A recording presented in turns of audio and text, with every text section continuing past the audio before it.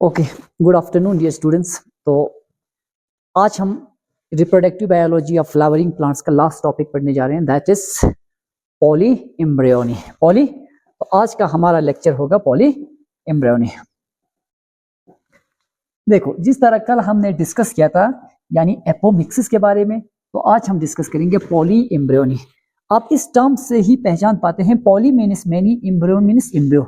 Polyembryony, it is the condition of more than one embryo present in a single ovule or in a single seed। एक seeds के अंदर एक से ज्यादा अगर एम्ब्रियो प्रेजेंट होगी, उस सीड को हम कहेंगे पॉली एम्ब्रियोनिक सीड, और उन यानी उस कंडीशंस को हम कहेंगे poly embryony. Formation of more then one embryo in a seed, एक सिंगल सीड में अगर एक से ज्यादा एम्ब्रियो बनती है तो उस सीड को हम कहेंगे पॉली एम्ब्रियोनिक सीड, और कंडीशन को हम कहेंगे पॉली एम्ब्रियोनी। देखो, ये एक एम्ब्रियो सैक है, ठीक है, ये एक एम्ब्रियो सैक है। ये एंटीपोडल सेल से 3 antipodal cell, 2 polar nuclei, and this is this synergid cell, this is the. तो ये एक एम्ब्रियो सैक है। क्या है ये? तो बाद में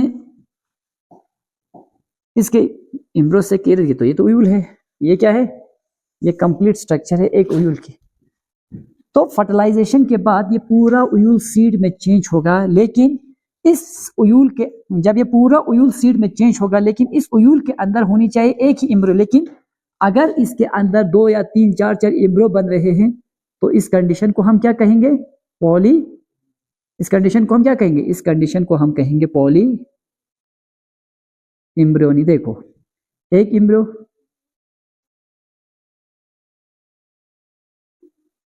2 embryo,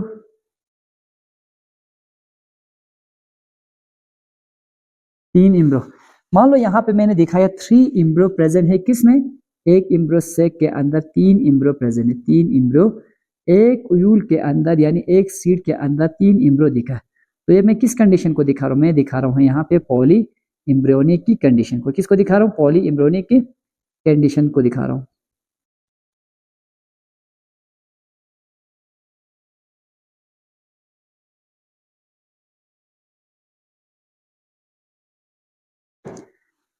this is the condition of poly embryony. क्या है? पॉली एम्ब्रियोनी की कंडीशन। ये है सीड। क्या है ये सीड है।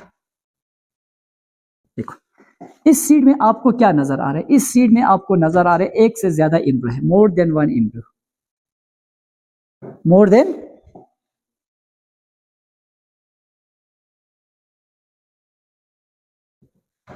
एम्ब्रियोस। यानी जिन प्लांट के सीड्स के अंदर एक से ज्यादा अगर एम्ब्रियोस प्रेजेंट हो, तो उस कंडीशन को हम कहेंगे पॉली एम्ब्रियोनी। क्या कहेंगे? Poly embryony. नॉर्मली एक सीड के अंदर एक ही एम्ब्रियो प्रेजेंट होती है। वो एम्ब्रियो किससे बनते हैं? फर्टिलाइजेशन के बाद एग से वो एम्ब्रियो बनते हैं। लेकिन यहाँ एक नहीं, यहाँ 2 2 3 3 4 4 5 5 एम्ब्रियोस प्रेजेंट हैं। तो इस कंडीशन को हम क्या कहेंगे? Poly embryony. Polyembryony is most common in citrus and mango।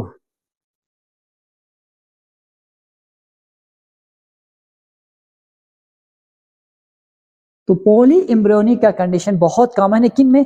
Citrus fruits में, संतरे में, माल्टा में वगैरह में, और आम में ये कंडीशन बहुत कॉमन है। What is mean by poly embryony? Poly embryony is the condition of more than one embryo present in a single seed or in a single ovule। एक ओव्यूल के अंदर या एक सीड के अंदर फर्टिलाइजेशन के बाद अगर एक से ज्यादा एम्ब्रियो प्रेजेंट रहते हैं, तो उस कंडीशन को हम कहेंगे पॉली एम्ब्रियोनी। देख रहे हो, नॉर्मली क्या होता था? नॉर्मल कंडीशन में फर्टिलाइजेशन के बाद सिर्फ यही एक कन्वर्ट होती थी एम्ब्रियो में, लेकिन यहाँ तो एक नहीं, बहुत सारे एम्ब्रियो बन रहे हैं। तो कैसे बन रहे हैं? हम इस पॉली एम्ब्रियोनी के टाइप्स के बारे में पढ़ेंगे। अब उसके बाद देखो, types of poly embryony. Types of, सबसे पहला टाइप है cleavage poly embryony. Cleavage simple है, देख लीजिए। यानी दूसरा कंडीशन है क्लीवेज पॉली एम्ब्रियोनी। क्लीवेज, अब इधर देखो, क्लीवेज पॉली एम्ब्रियोनी में क्या हो रहा है? An embryo split into fragment and each fragment develop into embryos. अब इधर देखो, ये एम्ब्रियो सैक है, ठीक है। ये क्या है? Embryo sac. फर्टिलाइजेशन के बाद ये एक कन्वर्ट हो गई, किस में कन्वर्ट होते थे? नॉर्मली एम्ब्रियो में। किस में कन्वर्ट होते थे? नॉर्मली एम्ब्रियो में। अब इधर देखो, डेवलपमेंट के दौरान यानी क्या हुआ, ये एम्ब्रियो स्प्लिट हुए, इस एम्ब्रियो का स्प्लिटिंग हुआ। जिस तरह से ह्यूमन बींग्स में जब आइडेंटिकल ट्विन्स होती थी तो वो 4 सेलर स्टेज में या 8 सेलर स्टेज में ब्रेक होता था, फिर वो सेपरेटली इंडिपेंडेंटली डेवलप होती थी। इसको हम कहते हैं क्लीवेज, यानी क्लीवेज या आइडेंटिकल ट्विन्स, ठीक है। क्योंकि वहां एक ही फर्टिलाइजेशन के बाद एक ही जाइगोट से जो बनी सेल्स है उनका क्या होते, स्प्लिटिंग होते थे। यहां भी सेम कंडीशन, एम्ब्रियो डेवलपमेंट के दौरान एम्ब्रियो स्प्लिट होती थी डिफरेंट, किसमें? एम्ब्रियो स्प्लिट होती थी डिफरेंट पीसेस में। अब देखो ये एम्ब्रियो का टुकड़े टुकड़े हो गए, 2 टुकड़ा, 3 टुकड़ा, एक ही एम्ब्रियो के 3 टुकड़े हो गए, लेकिन हर टुकड़े से बाद में क्या बना? हर टुकड़े से बाद में बन गए नए एम्ब्रियो। क्या बने? हर टुकड़े से नई एम्ब्रियो बनी। देखो इधर,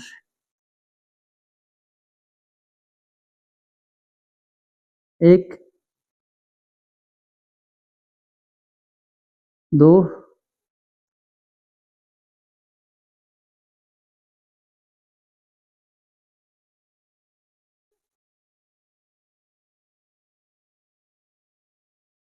3। तो हर टुकड़े से यहां नया एम्ब्रियो बनी। तो एक यहां पे क्या हुआ, एम्ब्रियो की क्लीवेज हो गई। ये एम्ब्रियो डेवलपमेंट के दौरान इस एम्ब्रियो का क्या हुआ, डेवलपमेंट के दौरान इस एम्ब्रियो के क्लीवेज हुए।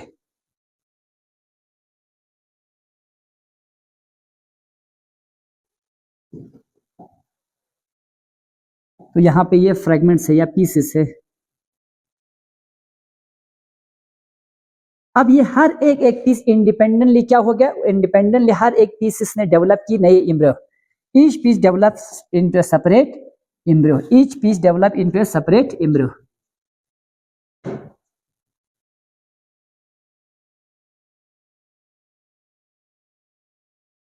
ईच पीस डेवलप इनटू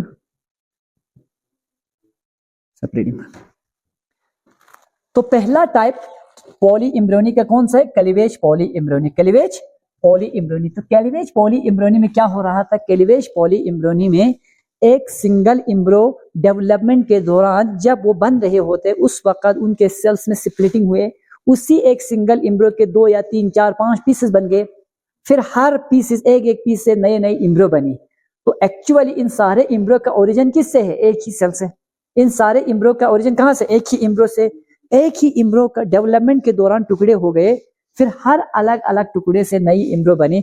इस कंडीशन को हम क्या कहेंगे? इस कंडीशन को हम कहेंगे क्लीवेज पॉली एम्ब्रियोनी। तो क्या होते हैं क्लीवेज पॉली एम्ब्रियोनी में? तो एक सिंगल एम्ब्रियो ब्रेक होते हैं छोटे छोटे पीसेस में, फिर उसके बाद हर पीसेस से नई नई एम्ब्रियो बनती हैं। तो एक सीड के अंदर इस तरह से भी बहुत सारे एम्ब्रियो डेवलप होते हैं। तो पहला कंडीशन हो गया cleavage poly embryony.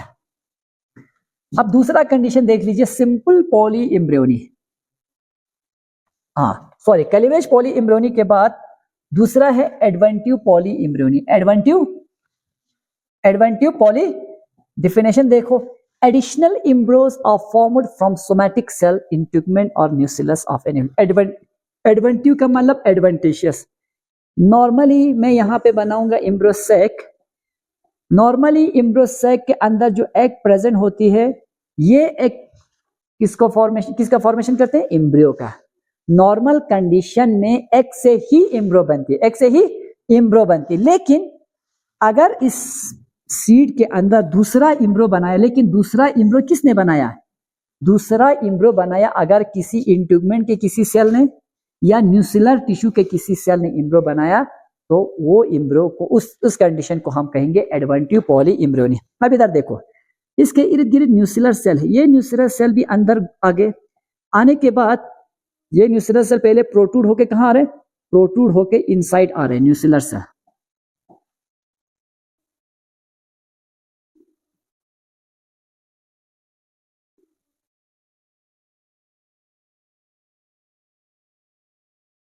Nuclear cell protrude होके अंदर आगे एम्ब्रियो सैक में। अब इधर देखो, ये एक क्या है? ये जाइगोट बोलो, फर्टिलाइजेशन के बाद ये जाइगोट है।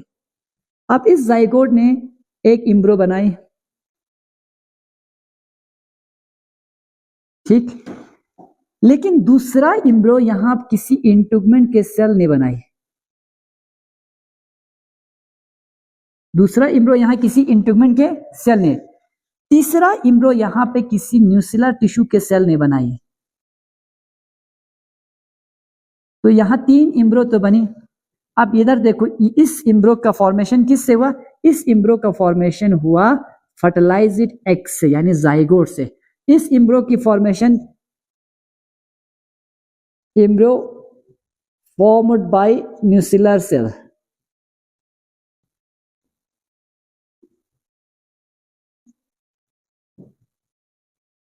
Embryo formed by integument cell.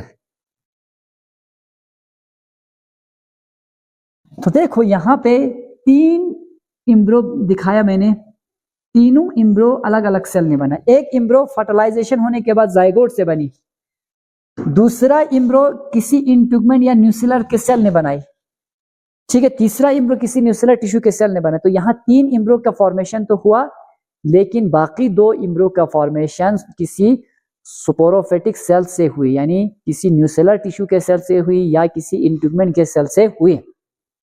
तो इसको हम कहते हैं एडवेंटिव पॉली इम्ब्रोनी। यहां भी पॉली इम्ब्रो बना, यानी बहुत सारे इम्ब्रो बनी, लेकिन ओरिजिन अलग अलग। एक इम्ब्रो बनी फर्टिलाइज्ड एग से, बाकी 2 इम्ब्रो या तो न्यूसिलर टिश्यू के सेल से बनी या इंटुगमेंट के सेल से बने, ठीक है। तो यहां पे कंडीशन अलग अलग है। इस कंडीशन को हम कहते हैं एडवेंटिव पॉली इम्ब्रोनी। अच्छा, यहां पहले एक एग्जांपल देना भूल गया। क्लीवेज पॉली इम्ब्रोनी मोस्टली देखा गया है जिम्नोस्पर्म में। किन में देखा गया?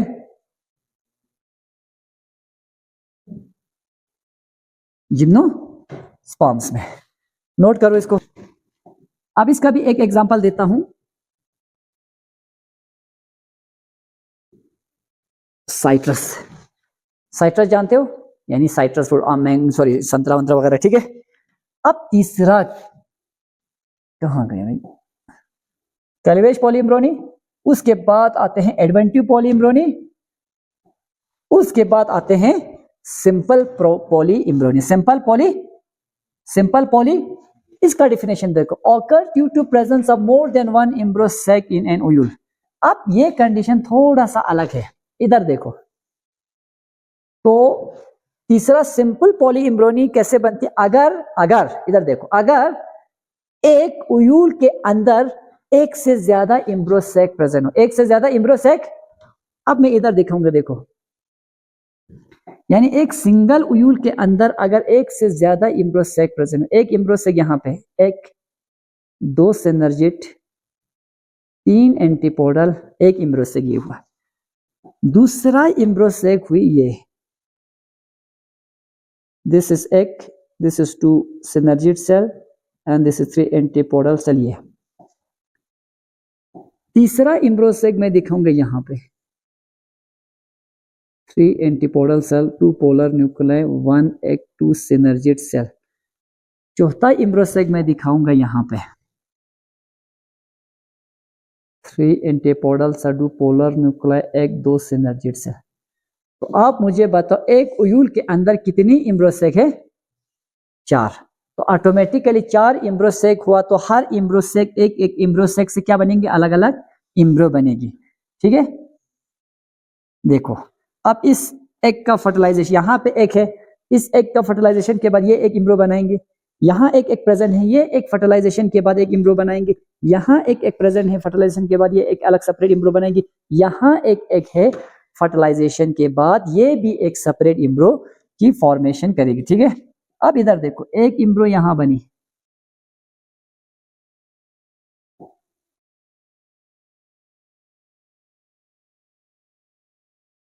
ठीक, दूसरा इम्ब्रो बनी यहां,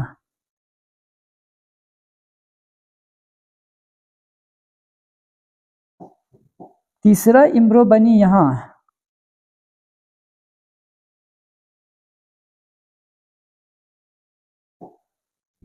चौथा इम्ब्रो बनी यहां। तो शाबाश, इस सीड के अंदर कितनी इम्ब्रो का फॉर्मेशन हुआ? 4 इम्ब्रो की फॉर्मेशन हुई। कैसे हुई? क्योंकि इस उयूल के अंदर 4 इम्ब्रोसेक थे, हर सेपरेट इम्ब्रोसेक से क्या हुआ, सेपरेट इम्ब्रोसेक से सेपरेट इम्ब्रो बने।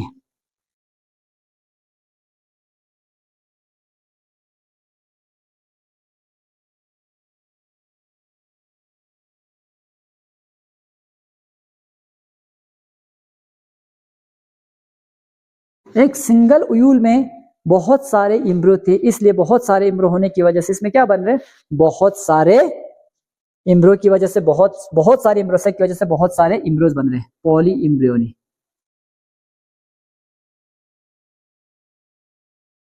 पॉली इम्ब्रियोस।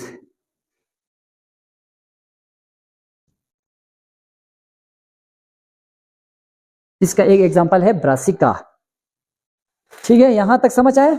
अब देखो सिंपल पॉलीएम्ब्रियोनी को फिर से एक बार समझाता हूं।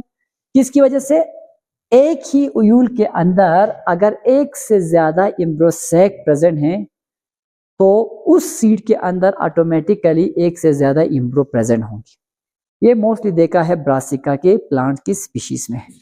उसके बाद हमारा नंबर 4 आते हैं mixed poly embryony. Mixed poly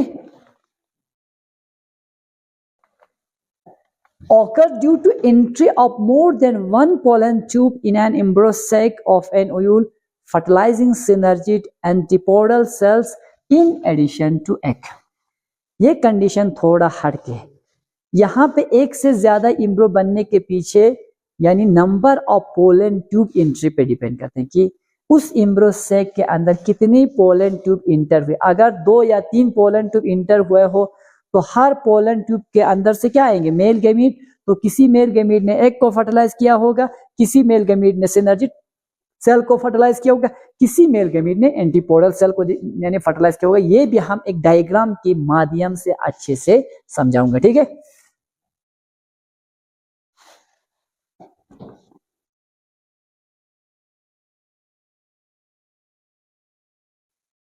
अब इधर देखो, ये है एक egg and this is the synergid cells and this two are polar nuclei और ये है antipodal cells and this is the structure of anatropous ovule। अब इधर देखो अच्छे से,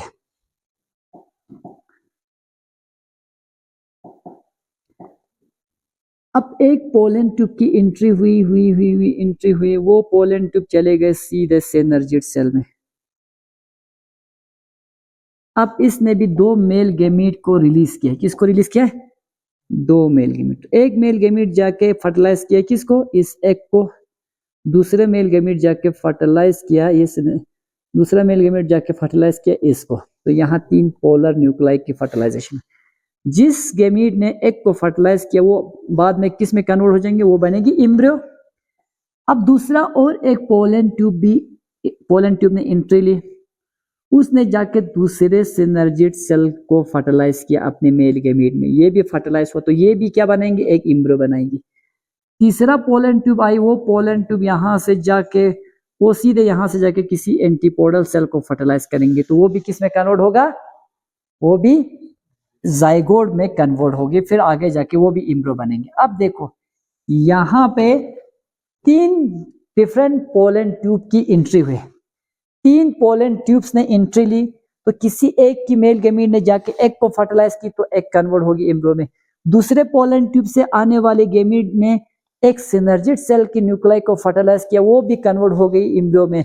तीसरा पोलन ट्यूब आ गई, उसके अंदर जो मेल गैमीट थी वो जाके एंटीपोडल सेल की न्यूक्लाई के साथ फर्टिलाइज करते हैं तो वो भी बाद में कन्वर्ट होगी किसमें कन्वर्ट होगी, इम्ब्रो में कन्वर्ट होगी। तो यहाँ पे एक से ज्यादा इम्ब्रो बनने के पीछे रीजन क्या है, एक से ज्यादा पोलन ट्यूब की एंट्री होना। एक से ज्यादा पोलन ट्यूब की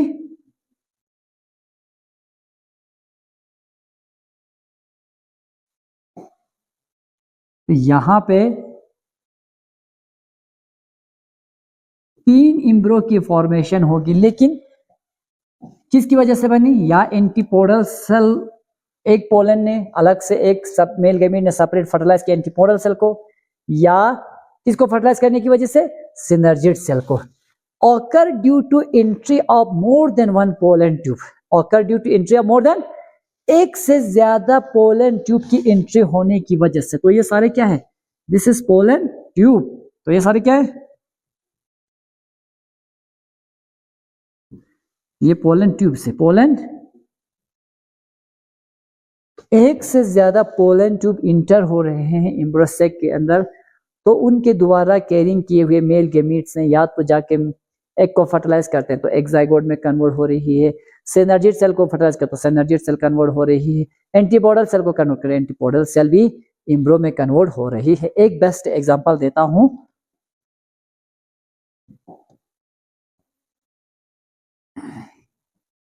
दिख रहा है,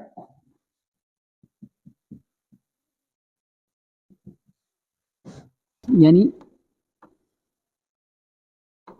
synergid cells are fertilized in Argemone mexicana, Argemone mexicana।